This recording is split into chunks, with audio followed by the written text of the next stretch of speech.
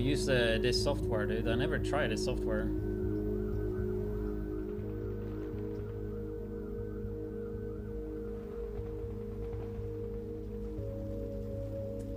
It's a shame that they never released like something like this public, you know?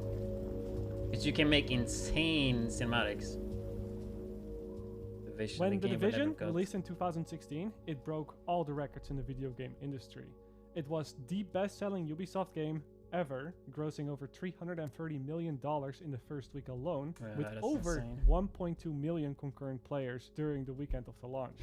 And yet, The Division today is also known for losing almost all of those players in a record amount of time, that it never, not even with The Division 2, managed to get back. In today's day and age, it seems that Ubisoft has all but completely forgotten about this franchise, with only the second game being kept on life support, not even having a big enough dev team to properly deploy bug fixes, and with no words of any sequel on the way. There's of course the PvP-focused spin-off, which has been in development since The Division. The thing is, like Heartland, they never said that it's like PvP focused, right? 2, that is somehow still stuck in development 4 years later, and then just keeps getting delayed, right? There's the mobile knockoff, which I'm not really going to count as a real game.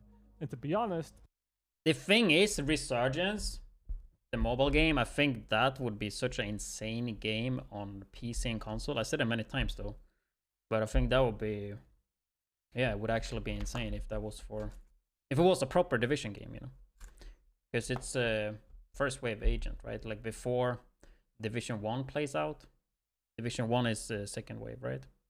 And you're also in New York and Washington in that game. Brand with the raid, appreciate the raid. I don't think either. Does my chat work, dude? Like, it's so weird, man. Like, I don't stream much these days, but it's like, there's 34 people watching, right? Like, I literally started the stream. There's one guy that like typed. Like, now there's 45, dude. Like, do you guys exist? Like, I don't fucking know, man. So weird streaming, dude. Anyway, let's keep watching. Of these titles will be very successful, because at this point, the Division brand has been too damaged and has been left in the cold for too long for a bunch of random spin-off titles to suddenly come in and gain a substantial audience.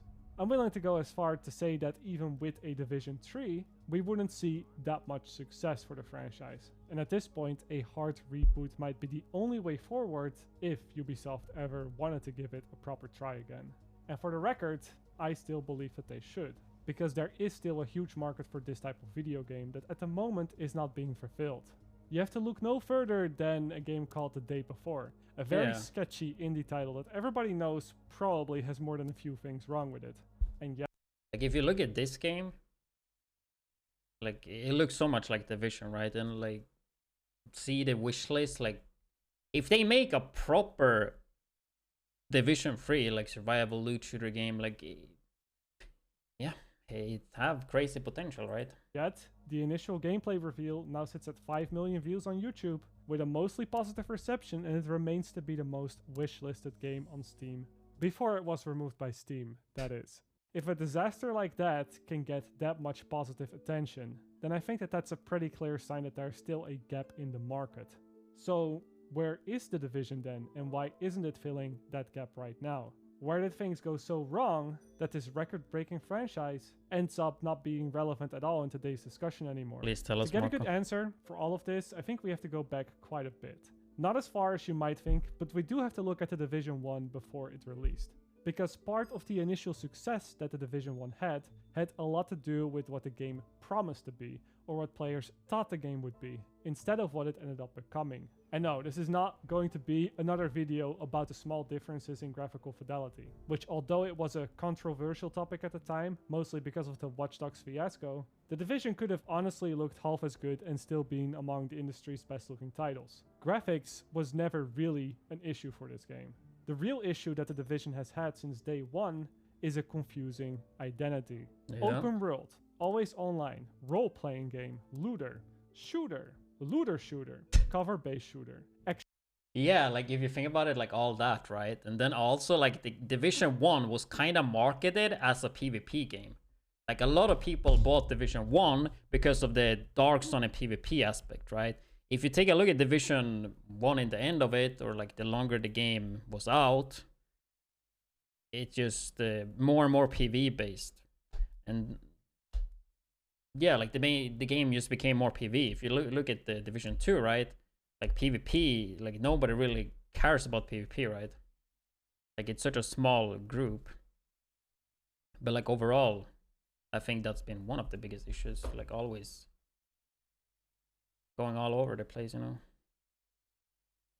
Appreciate the 30 months, Worries. Hope you're doing well.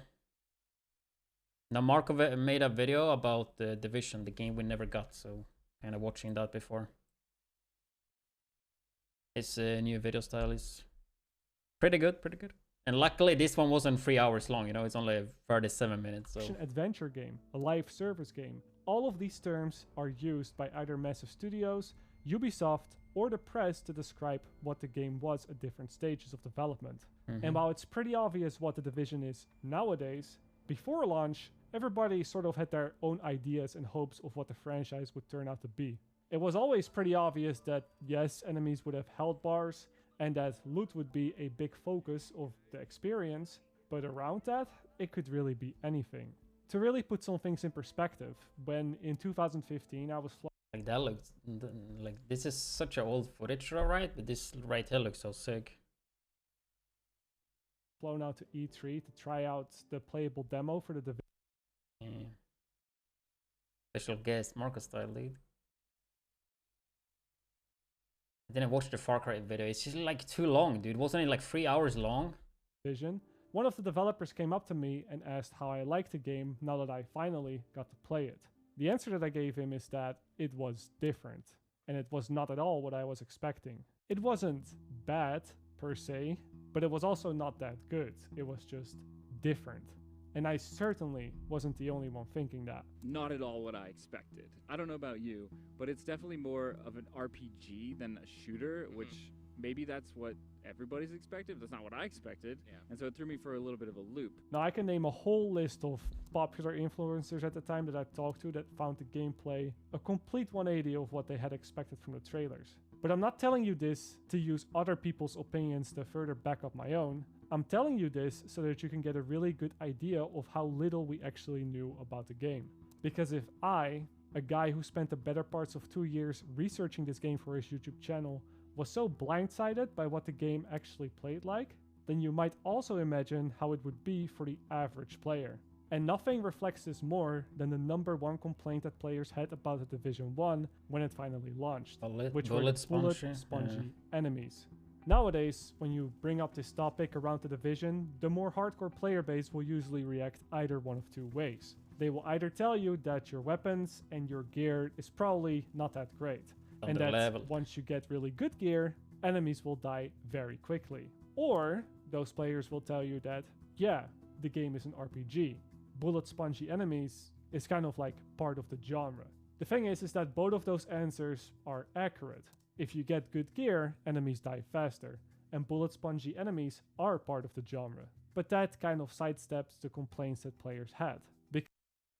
New update, yeah, they did a new Division 2 update. This is a video from Marco though. They released like 10 minutes ago, so I kind of wanted to watch it. Because while it is part of the genre, and while good gear can fix that problem, many players simply didn't think the Division was going to be that type of game. They didn't think it would lean that heavily into its RPG mechanics. So when they're saying that they didn't like the bullet spongy enemies, which is like, I like that part, right? And I didn't hear about Division 1 before. Like the first time I got in contact about the Division 1 was the first public playtest they had. And I was watching Summit at the time, right? Which I didn't even know who it was back then. And I saw it's a third-person shooter. Like, I basically saw that it's a shooter with loot. And then I just, like, pre-order it to, like, try it out. But before that, like, I never knew about the game. Because I was just Dota 2. That's all I was playing. So for me, it was a bit different. What they're actually saying is that they didn't enjoy the genre of video game. What they expected was something with a little bit more emphasis on the shooting, something along the lines of a tactical shooter, with RPG light mechanics attached to it. I looked at it, I'm like, okay, tactical shooter. Found out that it's not just the tactical shooters. And you can't really blame the players for this either, because there's plenty of footage of stealth takedowns that was shown pre-release, footage of players using their skills to distract enemies instead of simply adding more damage. All those trailers with those fake voice communications have the supposed players constantly talking about staying out of sight and trying not to be spotted. Okay, let's take these guys out first as quietly as possible. The dynamic weather and day and night cycle was always mentioned in interviews and was forefront of the advertising material. Gameplay footage shows players scavenging for food or water. The name Tom Clancy is on the box of all things. Like, thinking about that, I said it before, right? Like, I think, you know, the survival mode in Division? Like, I would love to ask a dev about this. But I feel like the game, if you go back, like, it was supposed to be more like survival. Like, it would play like the game plays, right? But it would have, like, those survival aspects, like, into it. I wonder if it was ever planned, like, something like that. Because, like, I feel like this game, look at it, and, like, it would make sense that I would have more survival aspects, right? So while it is a fair point to make that a lot of this footage was simply outdated by the time that the game came out and didn't really represent what the game would ultimately be, you can't really blame players for thinking that it would turn out more like a tactical shooter. And so the product being so much different than the expectations that the players had of it, that was the main reason that a big part of those initial players quit playing very fast. Very rapidly, it became clear that the Division was an RPG and an RPG only, which automatically removed any possible gameplay features that didn't fit inside that box. Instead of using the thick mist, the snow, or the fog to break line of sight or to ambush enemies, you see everybody's health bar from a mile away, regardless of the weather. You also have a radar that shows you enemies close by, so you're never really surprised to find some enemies. And because it is an RPG, enemy difficulty comes mostly from how much health and how much damage they have. And stealth mechanics don't go deeper than being detected or not being detected. You can throw a seeker mine to the other end of the street, and if it aggroes just one enemy, all of the other NPCs in the vicinity instantly know of your location. You don't use weapon attachments like a scope or a silencer. Look at that account, dude. Watch me rogue. To be more accurate or to see further. Anybody at longer remember that ranges, name? or to fight without making noise. No, you use them for more critical hit chance or more headshot damage. Fights can't even occur further than 100 meters away. Enemies don't even render beyond 100 meters range. Instead of gathering supplies like water or food or maybe medicine or clothing to keep yourself warm, you're gathering 30 boxes of electronics to craft and slot in a bunch of stat boosting gear mods. And every piece of loot is always highlighted clearly, meaning that it just becomes a matter of clearing the map instead of carefully searching. The Division left any subtlety out of the door. It is an RPG and an RPG only. It just so happens to also have guns and also have a setting that would be very much suited for a more tactical game. You want to really know why the Division lost about 90% of its initial player base? It had Like, one thing. Okay, what was I gonna say, dude? I'm not used to this streaming thing. Yeah, Marcus' new video. Fuck, I lost what I was gonna say. What did it say? You want to really know why the Division lost about 90% of its initial... Oh, I forgot, dude. This was not what I was thinking about though, but it would be interesting. Like, imagine if Division 1 was just like kind of a survival game, right? Like kind of like the day before-ish. That would be interesting to see too. Forgot what I was gonna say. Anyway, let's keep watching. Initial player base. It had something to do with the lack of content for sure, and the game being very buggy was also part of the reason. But the single biggest cause for this is that the Division simply was not the game that a lot of players had hoped it to be. That's all. And, well, for the remaining players, the players that appreciated The Division for what it was, well, those players, they would be in for quite a wild ride. Because while The Division was such an RPG-heavy title, the structure and all the in-game systems didn't support such a game. And it did not have the content required for a game of that type to flourish. I remember now, okay. Like, what I think never made sense with this game, which I still don't understand to this date, but like the fact that Division is a loot shooter, but it's also a cover-based shooter. Like those two, like loot shooter slash RPG game and cover-based shooter, like in my opinion, it just doesn't go together, dude. Like that's something I never liked. Like I always hated that part, right? And of course, like you can play the game in Div 1 and Div 2 even without like the cover-based element. But like I never understood, why would you make a cover-based shooter that's also an RPG loot shooter game? Like I just never understood that part, dude. Like either you go cover-based shooter like slash tactical, and then it's like fast time to kill, right? Or like you go, like you just run and gun kind of like RPG-ish, in my opinion. Like personally, I never understood that. In fact, the structure of the game was laid out more similarly to a single-player game, with a set of main missions to follow and a bunch of copy and paste side activities. The only difference here being that it slapped a level requirement to each mission, giving you the illusion of choice of what to do first, but at the end of the day, if you're being honest, most players would still play through them in the same order because of the level gating. And besides the story, there was also no proper endgame grind. In fact, the only real endgame was the Dark Zone, which worked for some players, but not nearly for everybody, and actually went against the whole philosophy of what a loot-based shooter is supposed to be. Let me explain. I think it is a fair argument to make that a lot of players that typically enjoy these type of RPG games that rely super heavily on gear, they enjoy that in a PvE setting. Because in such settings, you're playing versus the AI, and the experience is fairly consistent. So in that type of setting, when you improve your build, you can see real changes and improvements in the gameplay. You can see yourself become more powerful. And that is what makes such a game tick for that audience. In PvP, however, and especially in the Dark Zone, there are a lot more variables that are often far more important than one's build. Of course, the individual skill of the player is among them, but simply having 3 friends to play with is oftentimes just as important. Going up against 4 players, or someone with simply much more playtime and therefore likely a lot more skill, is something that even the best gear or the best builds cannot offset.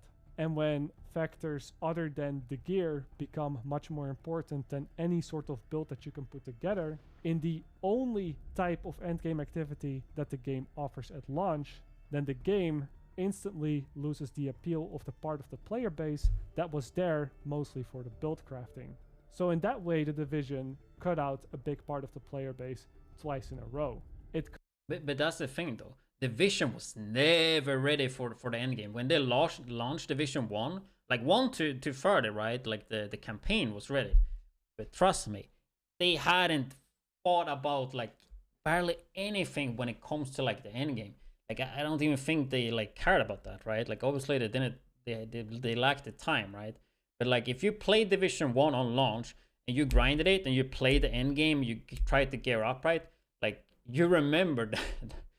Like, first of all, yeah, there was only Dark Zone to do, but that's fine. But like, you could tell that they didn't think or like test or like, they didn't have time to like check the end game. Like, it was really noticeable. David? Cut out The Forest? I haven't tried it. Everybody else that did not want an RPG game, and then it cut out the audience that was interested in that type of RPG game, leaving only a very select few amount of players I guess that's that me. really enjoyed the weird niche that the Dark Zone offered at the time. This issue was then also compounded by the fact that some of the best gear could only be obtained from within the Dark Zone through special level 31 blueprints that you could only buy after reaching a specific Dark Zone rank. So even if players just wanted to play the same story missions and perfect their build for some reason, well, they couldn't. not without participating in PvP in the Dark Zone at least. Most of the players were forced to participate in an activity that at its core clashed with the fantasy that the game tried to offer. And this then created a snowball effect that lasted for many months, in where the rich just got richer and the rest of the player base got cut off. The more skilled players and those that were there from launch and those that played in groups were able to get the better gear from the Dark Zone. And they did that by denying the rest of the player base in doing the same thing. Where a system like this might have been acceptable in games like Rust, where every couple weeks or months specific servers wipe and all players get to start all over again for another chance to end up on top. But in the Division, it was not really acceptable because I wish Division had something similar to that, like a wipe system.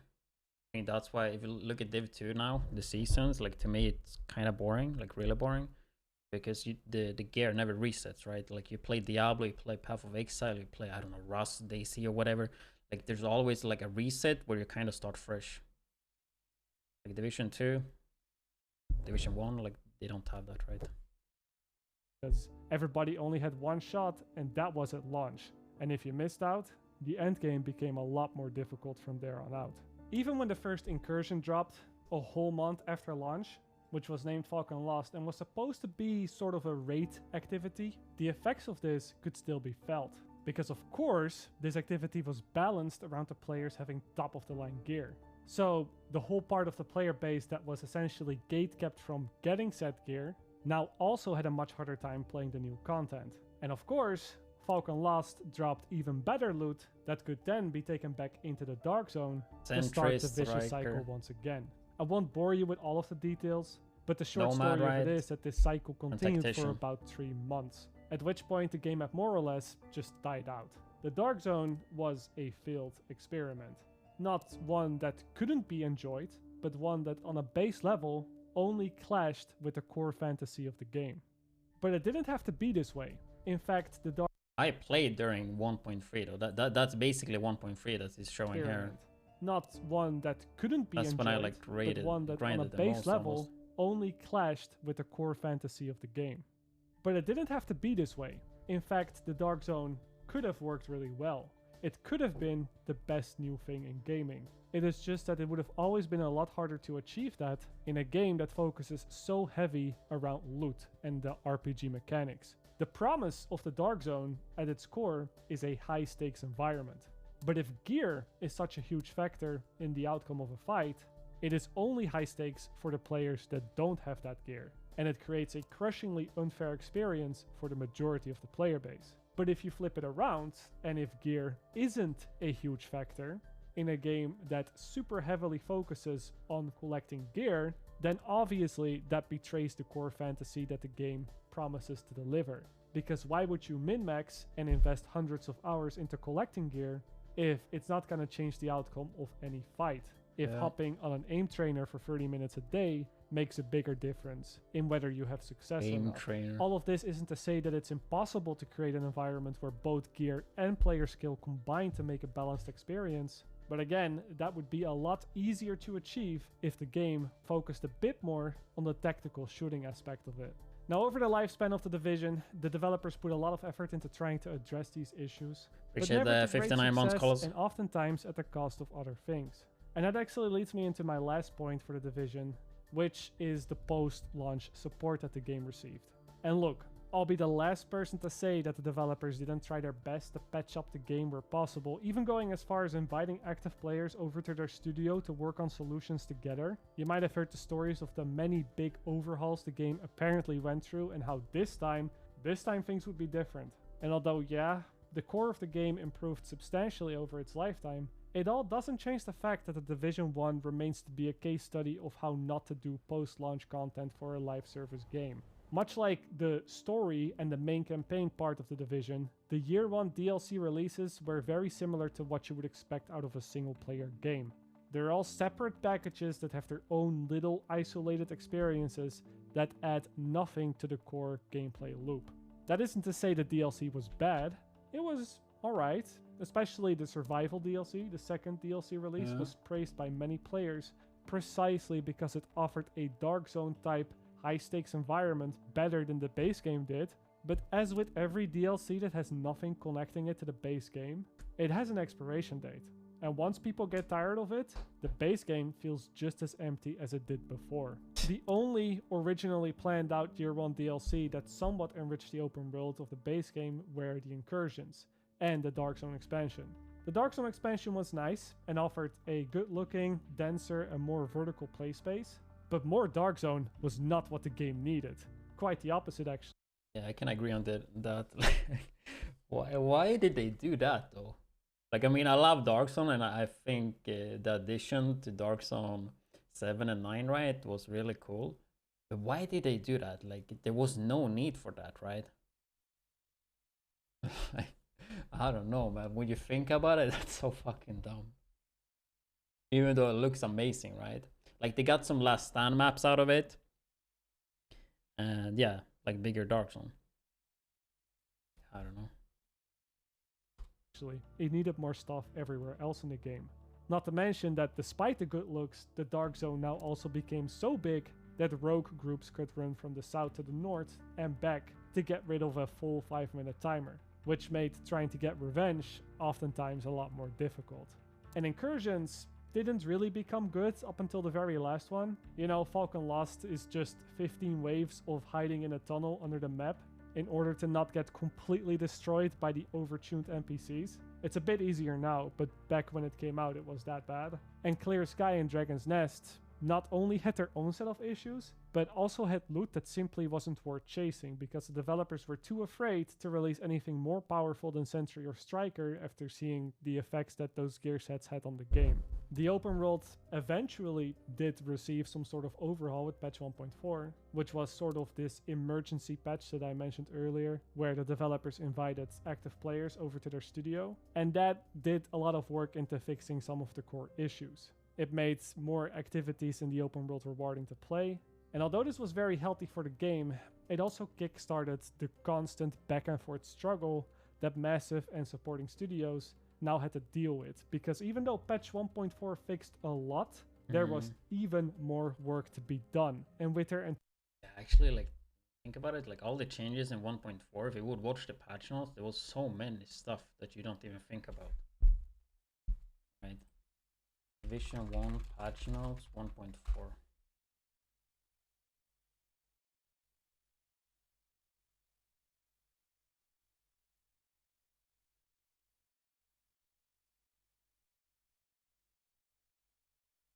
Like mainly this, like before 1.4, it was really dumb how you got the gear, right? Like they added the world tiers.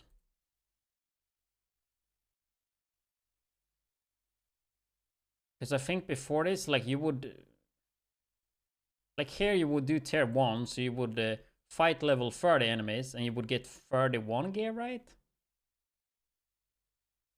But basically before that, you would like fight 30 mobs and you would get 30 gear or 29 gear or something like that. Like it was really dumb before that.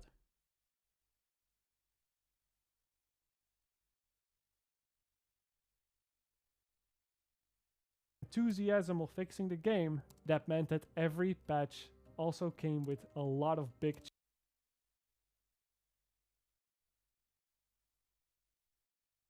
Right, Bran? I mean, I liked it too. I'm just saying that it was not the best thing to do. Like, there's a lot of stuff in Division I like or actually loved, but I know like it was really bad of them to spend time on that. Like, they could have been more successful if they did something else, right?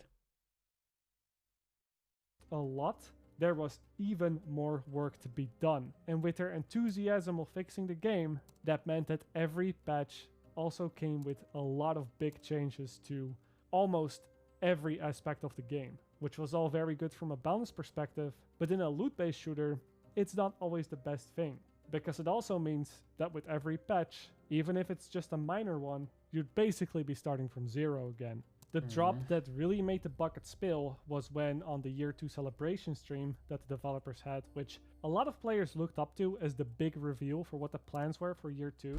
And there was nothing, right? They said nothing. You guys remember this stream, right? They said nothing, right? I remember this. The game director at the time dropped a bombshell that any further substantial content was simply not going to be a possibility. Yeah. One thing's for sure, though, is that a large paid DLC expansion of the playable area into Queens, like a level cap increase and a level cap increase, that's off the table. Like, it wasn't nothing, right? This was worse than nothing. So they invited him, Julian, right? Which was like, I don't think he ever really appeared on State of the Game, right? And then 2 years anniversary, and then they say that, like, I don't know what they were thinking, dude. How is that like a good plan? Okay, I just want to make it clear to people. Yeah, because people were super hyped. Clarity is our friend, and that is really off the table. This felt as if Ubisoft had completely given up on the Division. And if that was the case, then why make all those drastic changes just months before? What was the point? Surely, this was not the fault of the developers, but the backlash to this was understandably quite large, and it permanently blemished the reputation that the franchise had. It went from a sloppy game currently that could, over time, be built up into something much greater to yet another Ubisoft IP that would get a new release every couple of years.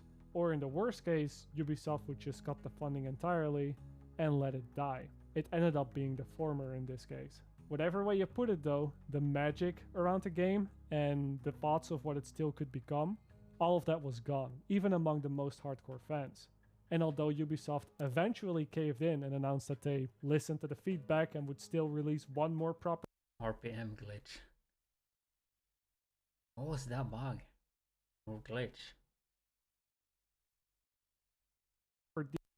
DLC, including a map expansion, it was obvious that their hearts and wallets weren't in it anymore, and that they were mostly doing it to keep the fan base somewhat satisfied until the sequel was ready. Anyway, that last year of the Division 1 was pretty bad on a good day, and pretty much unplayable on a bad day. Even the few that remained were met with an extreme influx of hackers and bugs. The pain, man, streaming this game.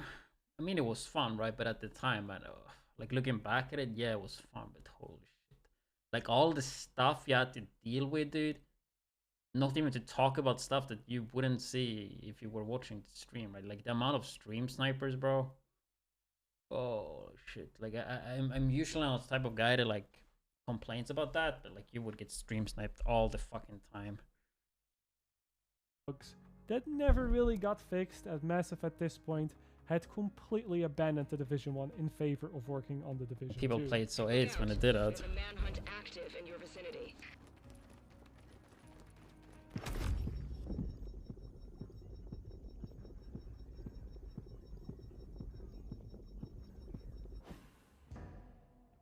Ubisoft is shit. Reporting Ubisoft. This was a video Mark uploaded actually, like 1 minute. Not me. This game not protect. Sorry, man. I'm not bad man. I'm good, man. Ubisoft is fuck Ubisoft. This is not me problem. Ubisoft is problem. This is no protect game. The Division 2 is no protect. I don't know. I'm sorry, man. Don't cry. It's good, man. Have a nice day. Things got so bad at one point that I had to push up multiple videos on a singular game-breaking bug, which caused players to run in place and effectively shoot through walls in PvP. I had to post multiple videos of that just to have a chance to get it fixed, which I eventually did, but I then got shamed by the developers in private messages for... Really? Which I eventually did. I don't remember that. I guess there's a long time ago, right? It's probably like fucking 6 years ago, right? 5-6 years ago. Like I remember this, right? But I don't remember. But I then got shamed by the developers in I don't remember the developers being pissed. private messages. Oh yeah, I actually do remember. Yeah, I do. Yeah, I do remember this now.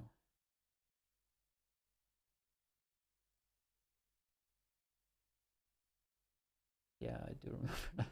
They did not like. I remember this actually. They did not like exposing that stuff, right? Because they didn't want to waste resources on Division 1 because they were working on Division 2, right? So they were really pissed. But we were really pissed playing Division 1 because shit like this was so broken. So we're like, fuck you, dude. And then Marco would post this one, for example. Because we wanted it to be playable. And then they had to fix it, but they were not happy. Messages for diverting company resources that could have gone to the Division 2. That is how much they still cared about the Division 1, if there were any questions about that left. That's why I made like the video about the shield, right? Like you could shield. You could basically get like you could get the stats on the shield from the, was it electronics you needed, right? And then you just take out the shield, so the shield will have the HP from the electronics. Then you just swap to like Stam, and then you still keep like the big dick electronic shield, right? Like that's why I made this video. Also, there was the Deadeye thing, right? Which I think you can still do. Like Deadeye in Div 1, right? You have to sit and cover for it to crit. But you can literally just run cover to cover. You cover to cover move on top of something, so it has to climb, but then you cancel it like right in the climb animation, and then you get that for free. So like your character is moving, but you actually, like, the game thinks you can cover, so you will just crit. But if you get staggered or die though, like it just disappears. But yeah, with shit like that.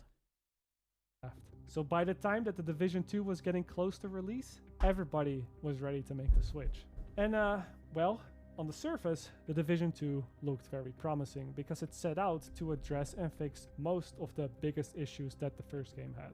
Enemies feeling too tanky? Okay, instead of giving them a large health bar, why not give them a bunch of armor that can be destroyed individually to wear them down in a more natural way and create some weak points? That's a good start. How about gear and rewards? Let's make loot exciting again from the start. Oh, look at that, man. The gear 1.0, dude. Damn, it looks like an RPG game, man. You look at Div 2 now, man, with the fucking gear 2.0. Look at this, though. But way better than gear 2.0, but I'm not saying this is the way to go with it, though. It was too complex, but damn, dude, beautiful. Start this time. Let's also include a proper endgame loop that dynamically changes the map and creates different control points you can fight for. Let's just give players more stuff to do. And what about the Dark Zone? Well, make it Dark Zones, as in multiple, because we have 3 of them now. The max player count will be 12 instead of 24, but that's good, right? Because at the end of the Division 1, in that Dark Zone, well, 24 players were obviously too much, because no one could go rogue anymore. Got to from video is movie. Movie is very good Ubisoft by account cheater. What are these people, dude? That's me. Oh, This guy, he flagged. He's ballsy. They got balls, yeah. I mean, they're not surviving that long. Let's also have a dedicated PvP. Wait, what? The beautiful thing with the one, what builds did we have? So we had one Reclaimer, I guess. That's probably Eel or Fragsy. Then we had Marco. This is Reclaimer, right? Or is it? No, this is Reclaimer and then Marco with Tactician, I would assume. And one of those are me. Probably this one, right? And 2 strikers. And I missed that a lot, dude. Like 2 healers or like 1 healer, 1 defense, 2 DPS. Yeah, final measure, yeah. It could have been Eel with final measure, yeah. Pred? Nah, I don't fucking Pred, dude. Striker or Lone Star, right? For like real DPS. They got balls, yeah. I mean, they're not surviving that long. Let's also have a dedicated PvP mode at launch. Oh, and remember those incursions? Yeah, no, the Division 2 will not have those stupid incursions. We will have raids. Action. Yeah, which I love, right? But honestly, they should have had 4-man raids or 4-man incursions. I think that would have been better for the game. For most people, right? Because 8-man, there's too many people that didn't play the raids, right? Like, I love the raids, and I still think it was kind of a mistake, right? I think 4-man activities would have been better. At least for like the player base, but like having raids is so much cooler though. Actual raids. Short story. In every way, the Division 2 was going to be an improvement. Yeah. According to the advertisement at least. Because quickly after launch, the Division 2 was considered to be a commercial failure by Ubisoft and a step backwards by a big part of the player base. Division 2 was actually so fun when it launched, right? Like the first month, there was so much stuff to do. It was actually crazy, and it was grindy too, right? Like Division 2 launch, dude. Whew. Damn, so much to do. I mean, of course, like launch of a new game, right? But yeah, the game had so much at launch, in my opinion. And yes, it's actually considered a commercial failure by Ubisoft, who apparently thought that 10 million copies sold within the first year was not successful enough. Yeah, 10 million copies, bro. It's crazy that the game like sold so much, right? And then you wonder where all that money going, you know? Like reinvesting the game. So what could have possibly caused this? Why wasn't the Division 2 the success that it should have been? For starters, we have to go back to the Division 1 again, and the first point that I made talking about that game. Because what the Division 2 promised to be is Division 1, but better. But remember that a lot of players that bought into the Division 1 at launch did so not knowing exactly what the game would be, and they had a lot of different expectations from it. With the Division 2, everybody like this slice, I know I'm pausing a into lot, the Division 1 at launch did so. Is that annoying when I pause? But like this slice here, especially like looking at Reddit, you can see like all of the different pies, you know. I think on Twitch, like you don't see it as much, right? But I feel like you can see it a lot on like Reddit. So not knowing exactly what the game would be, and they had a lot of different expectations from it. With the Division 2, everybody kind of knew what it was, and especially after the beta came out, that only reinforced that idea of, yeah, it's just Division 1, but it's a bit better now.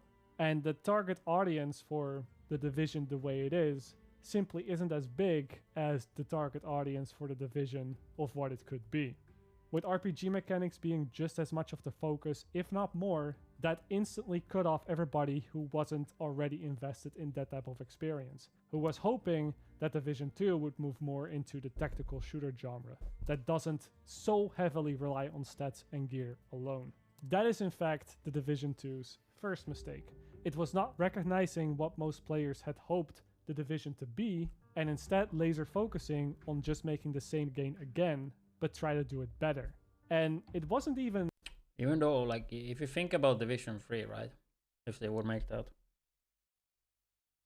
I feel like, as it says, like, I think it would be kind of a mistake if they would just do like, like imagine they just do Division 2, or like Division 1 meets Division 2. Take the best from Division 1, takes the best from Division 2. That's what I said that I want to see, right? But let's say they do that. The target audience is still like pretty small, right?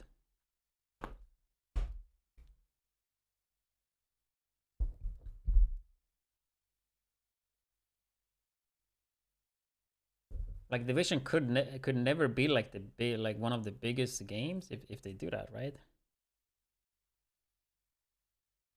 Because as it says, like the target audience is too small, I think. better necessarily. No, I think people want like a game like the day before.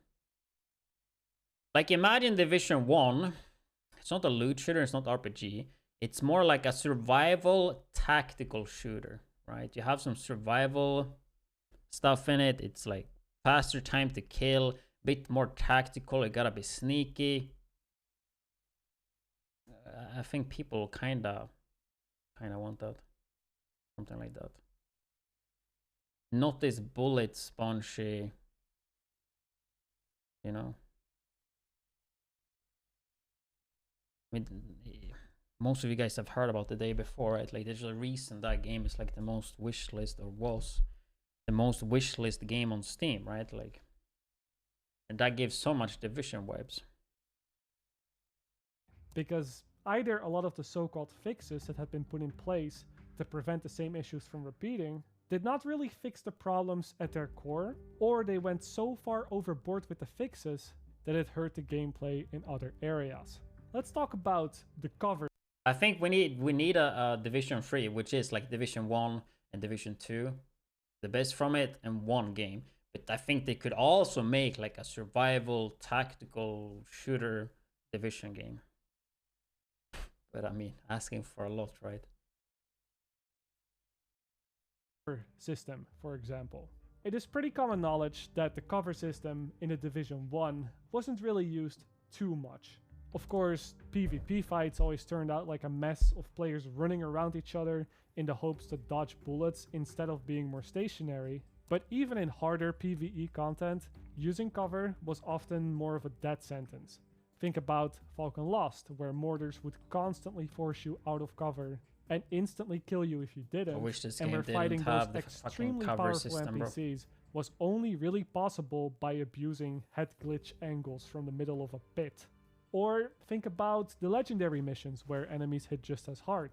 The best way to avoid taking damage isn't by using the cover system. No, it is instead by just hugging the wall without using the cover system, because that exposes much less of your body. Something that was unfortunately also abused quite a bit in PvP. You can tell this is new footage, right? Because if you watch the Division 1 video I uploaded, right? You know the name, right? Div 1 2022. You want to see something coincidence?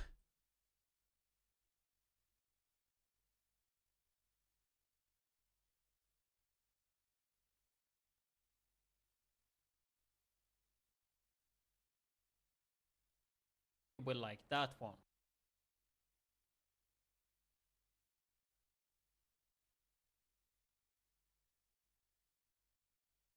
See there, right? I don't know if the cam is blocking. Watch me rogue. Watch me rogue, huh? Same account. Less of your body. Something that was unfortunately also abused quite a bit in PvP, as in some extreme cases, you could completely cover your character model and still shoot around the corner. Yeah. Or think of Clear Sky, where the best way to run that mission is by using ultimate abilities and just tanking through the damage while carrying the fuse boxes. Or think about Stolen Signal, where using the ballistic shield is not only more... I would love to redo this one, Stolen Signal, one time. I think that would be fun to do. Because it's been such a long time ago I did it. And I remember when this one came out, like this was a good incursion, man. Kind of hard too. And I think we had some bug issues with this. But that would be fun to run again. But then you need like a proper format to do it though. Like you can't just go in solo and do it. More useful than cover, but also mandatory in some cases. Cover, while yeah, it had some uses, it was still always more of a gimmick than a helpful feature. So how did the developers address this with the second Division game? Well, they simply said, fuck you, you will use cover, or we will make sure that you die, without actually improving the cover mechanics. Medkits are no longer instant ability. Worst fucking decision ever did to swap the medkits, man.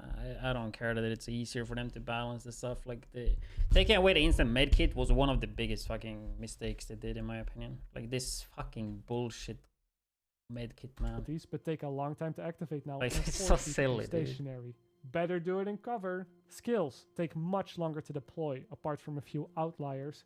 Better only. Which also never made sense, right? The skills were sniper in Division 1.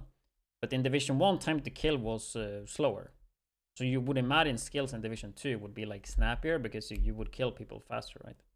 Then again, like I'm kind of happy that they are a bit clunky and slow because, yeah, the skills are like good enough, you know. It's still a bit weird though. Only do it from cover. Out in the open and getting hit by a sniper or a shotgun, get staggered. Better stay in cover. I think you're starting to get the point here. Yes, all of this effectively turned the Division 2 more into a cover-based shooter. But did it also result in a game that is more fun to play? I'd argue that it didn't, because For example, if cover is forced so heavily on the player anyway, and if players are going to sit in the back anyway because they can't push up that hard anyway, then that heavily limits the build diversity as well, as the best builds in the game will only be those with a lot of weapon damage at medium to long ranges. Look at almost every endgame PvE build in the Division 2, and you'll see it's mostly just stacking weapon damage where possible. And guess what?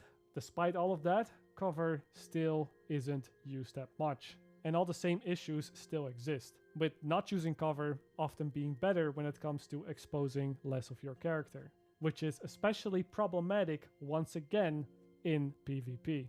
The usefulness of the cover system wasn't improved, the game had just been watered down in every other area. Come on, have balls. Have balls. This guy does have a snowball. Hey, what the look at that shit! Look! Stop loner. It's the baby rage though, I like it, I like it. One shot. Oh, there's a guy. He's low. Zilla. My sniper nearly dropped their full armor. What? He's head glitching as well. Like, look at that. You can only see his arm. Like, look at that. He's just shooting. I can't see. Yeah, you can. I told you this was still in the game as well. It's like, how could they not fix that shit? They knew it. I don't think that's fixed yet, right? Like, you can still do that. Some spots are obviously more raised than It's others. an issue in Division 1. They built a division from the ground up. It's still an issue in Division 2. Explain. Right? Explain. Fights in the Dark Zone are no longer a messy dance between players, sure, but now we have a problem that they always play out in the exact same way, because any opportunities for diversion have essentially been taken away. Two players always start a fight using both of their skills, and then the two players end up shooting each other, face tanking each other, until one or the other drops to the floor. Any other strategies are most of the time just... Wait, what the fuck? Was that me? Their skills, and then the two players... That's fucking me, dude. I was like, what the fuck? I saw my name, dude. I didn't know that was my any footage. Opportunities for diversion have essentially been taken away. Two players always start a fight using both of their skills. I'm a copyright strike Marco, dude, for stealing my content. And then the two players end up shooting each other, face tanking each other, until one or the other drops to the floor. Any other strategies are most of the time just not useful, as every other action takes way too much time and self-stuns your character for multiple seconds. So by trying to fix one issue so much, you've essentially created another. And the game is worse off because of it. Yeah. Instead of handicapping players heavily for not sitting still in cover, the developers could have instead taken the initiative to blend cover and non-cover gameplay better together. Ghost Recon Wildlands is an example of a game that released after the Division 1 but before the Division 2, and had a cover light system where players would still be able to do things like crouch and prone freely, but then as soon as you got next to a piece of cover, it very lightly, very gently snapped you to it, allowing the players to use cover and stay somewhat mobile at the same time. Yeah, so why don't they have that in Division, though? Like, I remember playing Division 2 recording event before I launched, right? I was playing with the Bikini Body, Siege player, right? And he said that he hates the cover system, and he doesn't understand why they don't just have crouch instead. Like, maybe you just not only have that, but like at least like crouch in the game so you can like do it yourself. Because even to this state, right? Like, you still in PvE, you won't press and actually sit in the cover, right? Like, you will still do, like he showed earlier in the video, right? Like, you will still like head glitch. I don't know if it's still possible, but that's how you will like how you do it. You don't sit in the actual cover. Like, if you do that, like, that's not the way to go. Like, there's only players that are kind of new and don't know will do that. When you can just cheese it the other way, like head glitching it. It isn't perfect or very revolutionary, and it felt a bit floaty at times, but with proper tweaking and maybe some in-game menu settings on whether you want your character to snap the cover or not, or how harshly you want them to snap the cover, it could have resulted in a much better feeling game.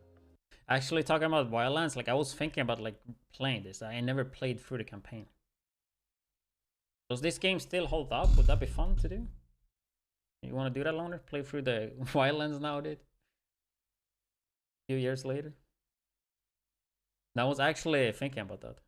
I mean, if we're being really honest here, I'd even go as far to say that a purely cover-based game is kind of outdated in the year 2019.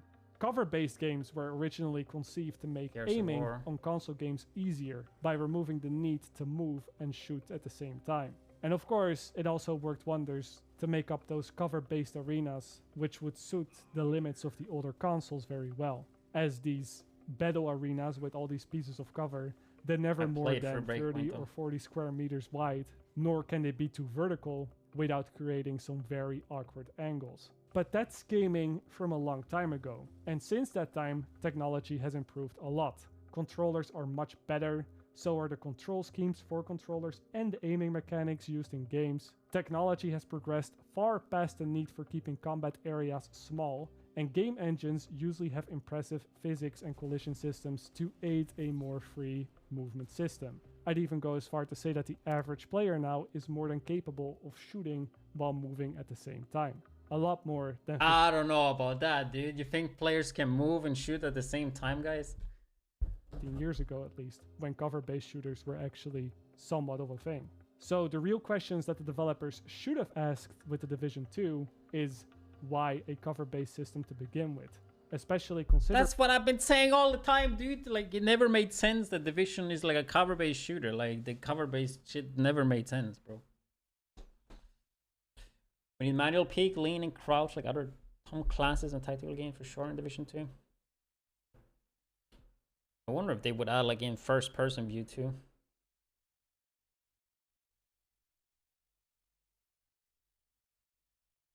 I mean, the cover system just slows down the game so much, dude, in my opinion. Considering the fact that it wasn't that useful in the first game. And not, how can we force players harder to use cover without actually improving the cover mechanics themselves. Another example would be the measurements taken to make the Dark Zone more appealing to newer players. Players who didn't enjoy it in the Division 1. Yeah, it's a noble cause and one that was very needed. But the solutions put in place just do more harm than good. Are players getting bullied and spawn camped going into the Dark Zone? Simply place these enormous turrets next to every entrance that shoot rogue players on sight and stun them on top of it. And also make sure to disable VoIP for rogue players so that they can't say mean things. Was this change needed? I'd argue not per se, because in the... Like, what did the turrets do? Do you just spawn other checkpoint? Like, is it so hard? First game, if someone camped a Dark Zone checkpoint, you could just as easily fast travel to another one, and you could also just disable the VoIP or mute specific players if you didn't like what they had to say. Do the turrets fix the issue of players getting camped? No, they don't, because it just means they're getting camped a little bit further away from the entrance. It was 2019, or bro. at the safe house, which doesn't have those turrets. The developers also normalized gear, turning every stat roll on gear to its minimum value the moment that you enter the Dark Zone, which... I mean, I don't think that's too bad. Like, I never... Like, the normalization thing, I don't really mind too much. It's kind of weird, but, like... Maybe they should have done it another way, though. But, like, upping the stuff a little bit, I think it's fine. But it does take away the min-maxing. But they like... Yeah, I don't mind buffing the weaker. Which was supposed to tighten the possible power gap. It works wonders to create a more even playing field, but it had a detrimental effect on build crafting, as you would often need to make the same build twice just to have certain things work in a normalized environment. A big nuisance that made the game infinitely more complicated, even for the casual player. We can also talk about the endgame content and how, despite the map having more activities, there still wasn't really a reason to do most of them, or the fact that yes, enemies have these destructible armor plates now, but they're often still as tanky. I can talk about all of that, but I feel like we're diverging from the main point here, which is that instead of looking at what players liked about the Division 1 and the type of stuff that they would have wanted, the developers instead doubled down on the intended vision for the game, even if that intended vision isn't necessarily what players wanted in the first place or what made the game fun. That is where the Division 2 messed up. It was forcing the original vision without actually thinking about the consequences that might have, or thinking about why that vision was so important to begin with. I believe it was after the somewhat disappointing release of Warlords of New York, which by all means was a good piece of DLC that should be the benchmark for future DLCs going forward. But that's the thing though, like Warlords of New York, yes, it was good, right? But 100%, if Division, if the New York, the Warlords update didn't have Gear 2.0, I think it would have been so much, like, it would have been shit.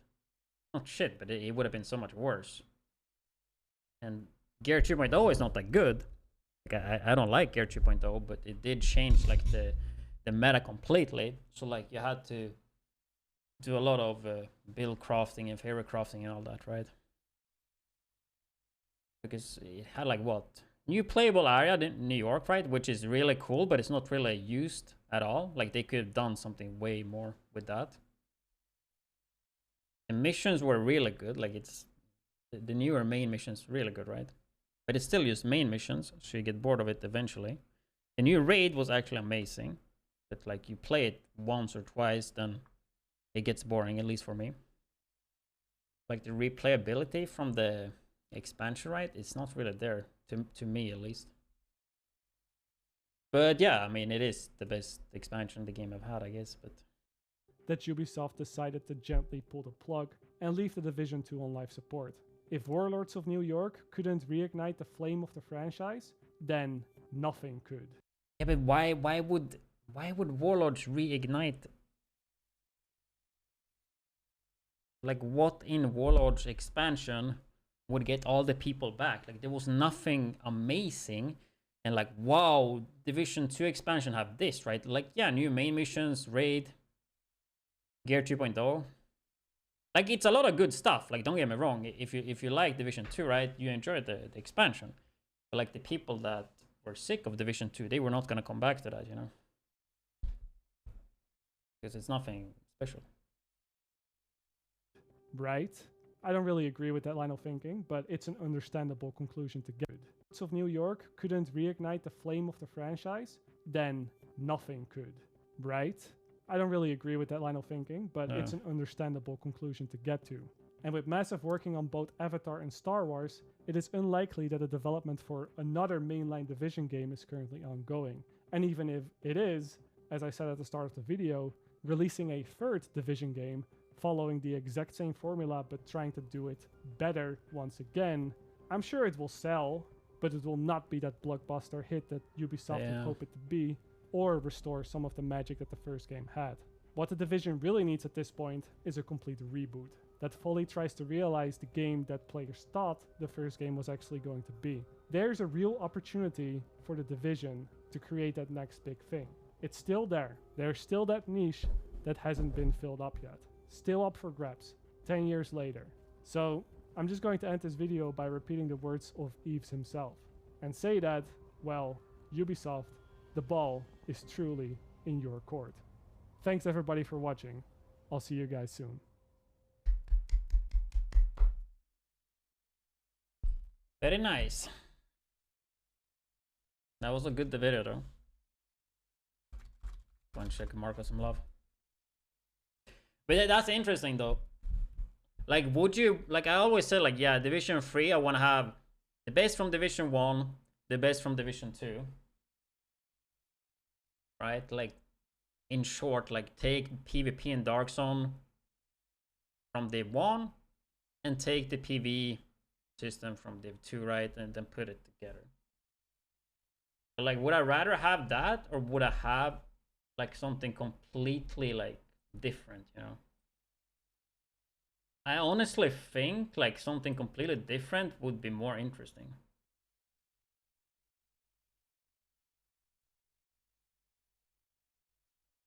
Which, I mean, that could fail completely. Like, doing it the first way, that's kind of safe. But it's not gonna do extremely well, I don't think so. Even if they make it, even if it's perfect, which it's not gonna be, but imagine, even if they do it perfect, it's still, yeah, I think there's more potential trying something different, dude. Just looking at the day before, man, like, trying something different, dude. They tried different, it's Division 2. Division 2 and Division 1 is really similar in terms of game, dude. yes, there's a lot of different, like they are a lot different, but at the same time, they both are loot shooters. They both are like they are really similar games, even though they have some differences. You know, if they would do something like a survival tactical shooter that's not a loot shooter and all that, right? Like that would be completely different. Or like if I could choose, right? They just make a fucking MMO shooter, you know?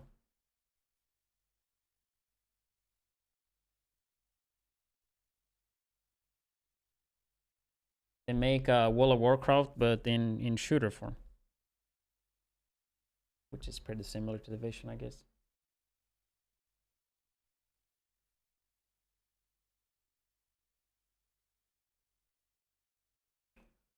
Yeah. I mean, plan was actually not to watch this, but it was uploaded like 10 minutes before I went live. I was actually planning to play some Div 2, dude. Took like 1 hour.